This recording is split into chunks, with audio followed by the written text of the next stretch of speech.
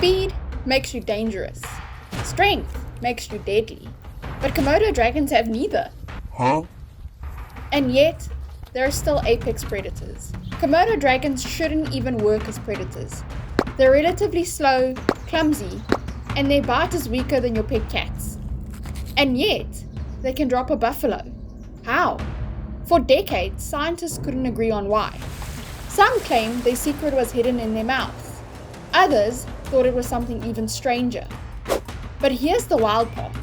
What really makes them so deadly has nothing to do with speed, strength, or even skill.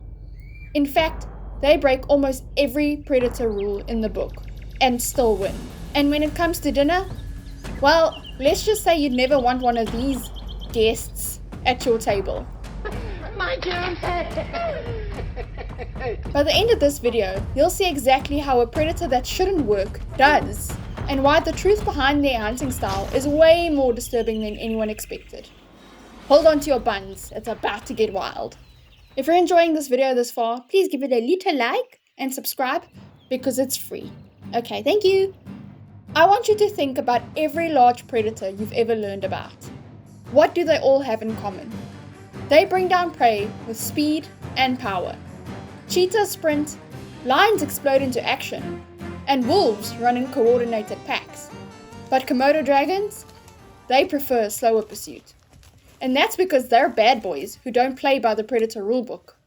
In fact, they've written their own rulebook, and it reads less like a National Geographic magazine and more like a horror movie script. Despite their intimidating appearance, Komodo dragons are actually quite slow. They can reach a max speed of 20 kilometers per hour or 13 miles per hour. To put that in perspective, Usain Bolt's max speed was 44 kilometers per hour or 27 miles per hour. At 20 kilometers per hour, you can't exactly expect a high-speed chase. But it gets worse. Our explorers of science once measured their bite force and it came out to about 39 newtons. Mittens at home bite harder than that. By normal predator standards, Komodo dragons should be, well, losers.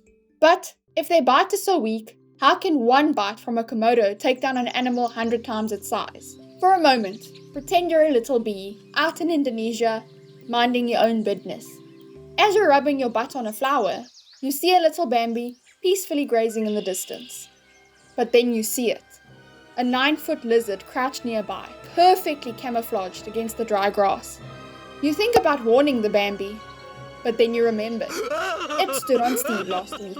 So you grab your popcorn instead. The dragon bursts forward, lands a single bite, and then lets the deer run away? Seems ridiculous, right? A predator finally gets its shot, lands teeth on the target, and then just lets it go? Rookie move. Or is it? Here's the thing. The Komodo dragon doesn't need to finish the kill right then. That one bite is enough to start the clock ticking. Blood pours from the serrated wounds, venom seeps into the bloodstream, and within minutes, the prey's body begins betraying it. The Komodo doesn't need to chase. It just follows slowly, patiently, and relentlessly. This is horror movie level kind of hunting.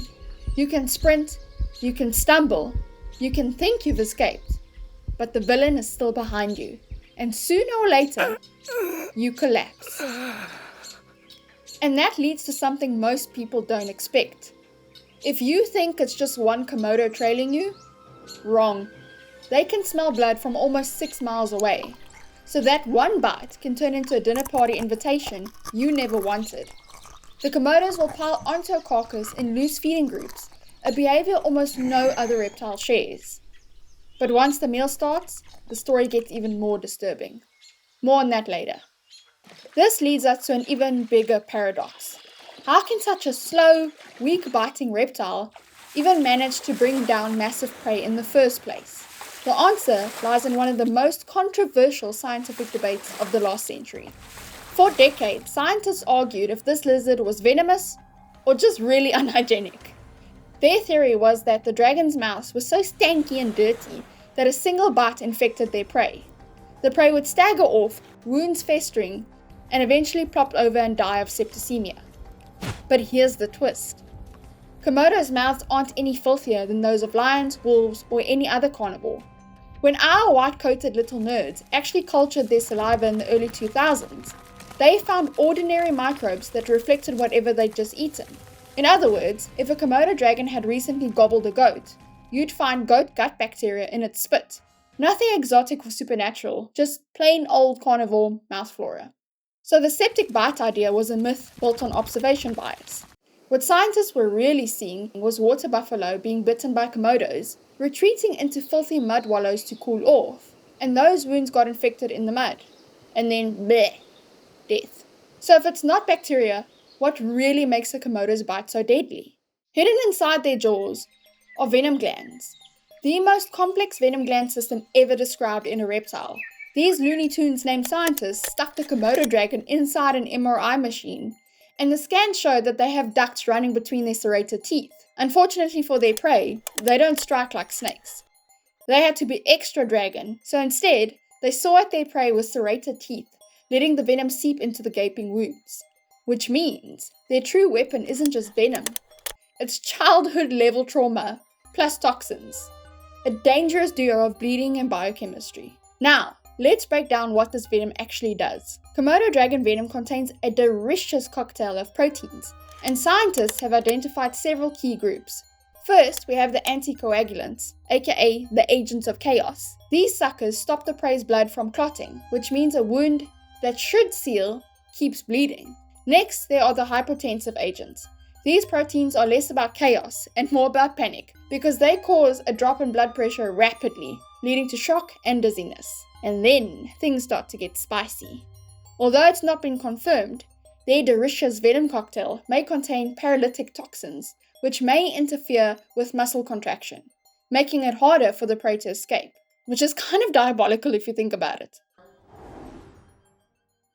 And lastly, the final cruel blow. Pain-inducing proteins.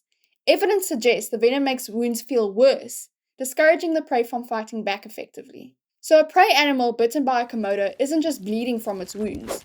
It's bleeding profusely, feeling weaker, and watching the world spin as its body shuts down, all while losing its will to fight. Basically, Komodo dragons emotionally drain their prey until they give up.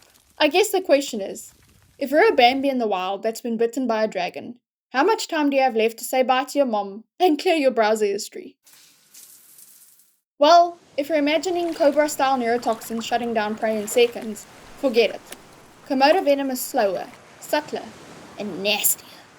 Instead, Komodo venom works over minutes to days, depending on the size of the animal.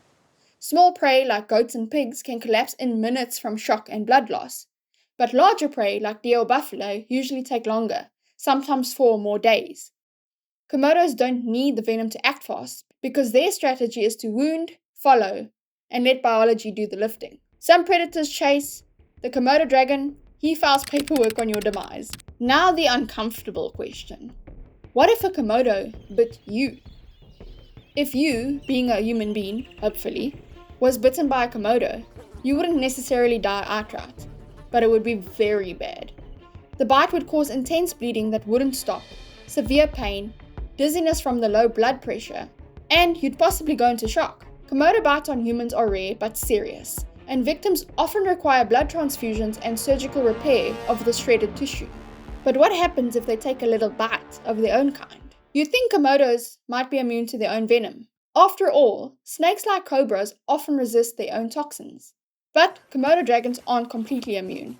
They can suffer from venom effects if bitten deeply by another dragon, during kung fu fights, or when they're hangry and the food arrives. But for some reason, their immune system seems unusually robust. Some of our white-coated nerds suspect that they have partial resistance, especially to the anticoagulant proteins, but not full immunity.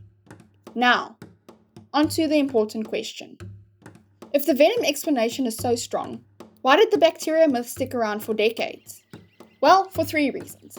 First, there's the observational bias. The scientists saw buffalo dying days later and assumed cause and effect. Then there's the technology gap. Imaging venom glands required MRI scans that weren't widely used in reptile research until the 2000s. And finally, in my opinion, story power. Rotting flesh mouth just sounded cool. It spread in documentaries, school books, and pop culture because it was memorable, even if it was wrong. And years later, after discovering the venom, many people still think that it's bacteria doing the dirty deed. So the real question wasn't whether Komodo dragons are venomous. It's how such a slow animal paired with such a weak bite can dominate entire islands. And that leads us straight back to why they're nature's ultimate bad boy. Komodos aren't winning because they're powerful. They're winning because they've tossed out the rulebook and turned weakness into strategy. They're proof you can be lazy, ugly, and still be top of the food chain. Hope for us all. Earlier, I promised to tell you why you shouldn't invite a Komodo dragon to dinner. And it's not because they're venomous. They eat like toddlers left unsupervised in a pudding factory. Pudding! When Komodo dragons finally sit down to eat, subtlety goes out the window. Dragons don't nibble, they don't pick at the food, they inhale it. If you think your co-worker's chewing is annoying, wait till you hear this guy liquefy a goat. A single dragon can down up to 80% of its body weight in one meal. That's like you polishing off your fridge, your freezer, and maybe the neighbor's pantry too. And they don't just eat meat, they eat the hooves, bones, and the hide. The full continental Komodo dragon breakfast. And when they're done, they puke up a slimy fur and bone hairball to clean out the pipes. To top it all off, after feasting and vomiting up fur bone balls, they smear their faces in dirt to wipe off the slime. Classy. But the worst part, they don't stop at goats and deer. They gobble their own brethrens. About 10% of an adult Komodo's diet is other Komodos, which is why baby dragons spend their first few years hiding in the trees. And when they finally climb down, they roll themselves in feces and intestines to mark their scent. Nature's equivalent of spraying Axe body spray and hoping for the best. That's it, right? That's all the grossness? Right? Right? No. They've been caught raiding shallow graves in local villages, dragging out corpses for a midnight snack. Blech. All in all, they're a fascinating species, and if you can get past the grossness, they're actually kind of cute. So yeah, Komodo dragons aren't fast. They're not elegant, and they eat like a blender having a breakdown. But somehow, they're still the apex predator. Basically, they're living proof that you can be slow, uncoordinated, and still absolutely wreck your enemies if you're persistent enough. If that brand of evolution speaks to your soul, go watch my video on the platypus. It's got weaponized ankles, duck bills, and the energy of a science experiment gone rogue. And if you survive this deep dive into nature's grossest ishmashin, congrats! You're now legally obligated to like, subscribe, and comment. I, for one, welcome our lizard overlords. It helps more people find these beautifully unhinged animals, and fuels my caffeine habit. Stay squishy, stay weird, and stay slightly venomous. Bye my fellow loons!